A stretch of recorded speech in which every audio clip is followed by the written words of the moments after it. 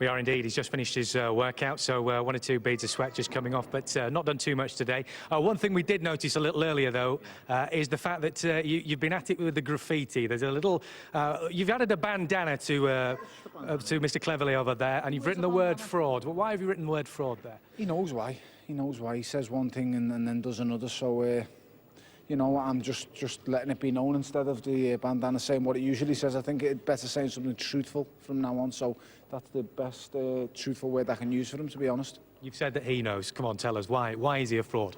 Well, he says one thing and does another, like I say. 1 minute he's retiring, 1 minute he's the best athlete in the world, the next minute, you know, he can't be knocked out, and then on the next phrase he says, well, if he hits me, you know, he's the stronger man, he can't knock me out, or this can happen, someone's got to go. He contradicts himself constantly, so... he's just a strange cat, to be real, and that's just a fact. That's the fact of the matter. As far as you're concerned, I mean, he was talking to us yesterday, saying that he doesn't think it's going to go 12 rounds. You've said consistently there's no chance of it going 12 rounds. In my opinion, there's not. I just don't see how it does, and if anything, watching him yesterday training is anything to go by, then he can't fight me with the way he was training yesterday. He just can't do it. If that's the case, then it's going to be quick and short, and we're not going to get much viewing. I'd say 1 or 2 rounds if he fights me the way he was training yesterday, but I don't think he is. I think it's a smokescreen. Basically, that's why I write that fraud bandana on the thing. Everything he does is a smokescreen. He doesn't really believe what he says, and he's just a clown, to be honest. You've been quite agitated in the build-up so far. You've been getting very excited. You've said a lot of things.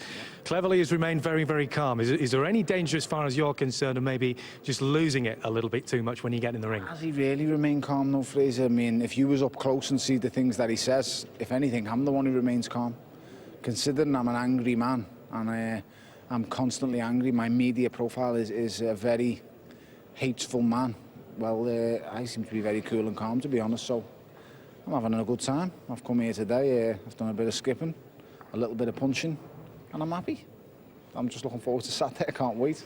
Great support from the locals here as well, by the way. Oh, listen, it's amazing to think that people would take time out of the day to come and watch me and Callum Smith just playing around with a little bit of punching. So it's, like I say, I struggle to get my head around these kind of things, and media workouts and 10,000 tickets sold in 48 hours. It's an awful lot to take in when you're just a normal lad who used to come to these kind of things. So it's I've come a long way in a short space of time, and you know, I'm very grateful for everybody coming here and for the position I'm in at this moment in time. So I'm going to make it work for me Saturday. It's as simple as that.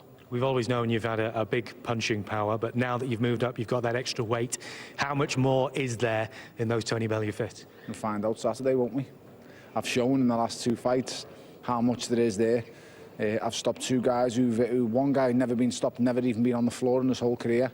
Another guy who very, very rarely stopped, only stopped by world champions and world-class fighters. So, you know, proof's in the pudding.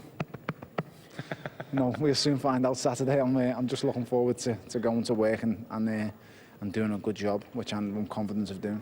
Just finally, I know you don't wear bandanas, but if you were, well, that's a matter of fashionable taste, and I'm probably not the best person to talk to about that. But if you were to have your own bandana and write your own word on there, what would that be? If I had my own bandana, I'd set it on fire and never put it on my head. That's the best way of putting it, and that's where a bandana should be. Unless you're from East LA or a Crip or a Blood or something like that, then bandanas should not be worn.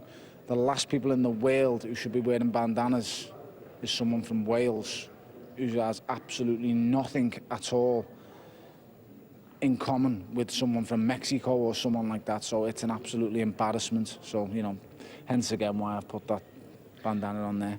And we can expect you to come out all guns blazing Saturday night, and there's no way this is going to the judges. You can expect a knockout, simple as that. Whether I come out all guns blazing or whether he comes out all guns blazing, something's got to give. At the end of the day, I don't think he possesses what he possessed at light heavyweight. And I know what I possessed at light heavyweight, and that was only half of what I've got now. And if that can take a fight to the wire at light heavyweight, then what can I do at cruiserweight? It's as simple as that. We can't wait. Tony, thanks very much indeed for speaking to us. Tony Bellew, plenty to say, as always, here in Liverpool, taking on Nathan Cleverly on Saturday night. There are guaranteed fireworks.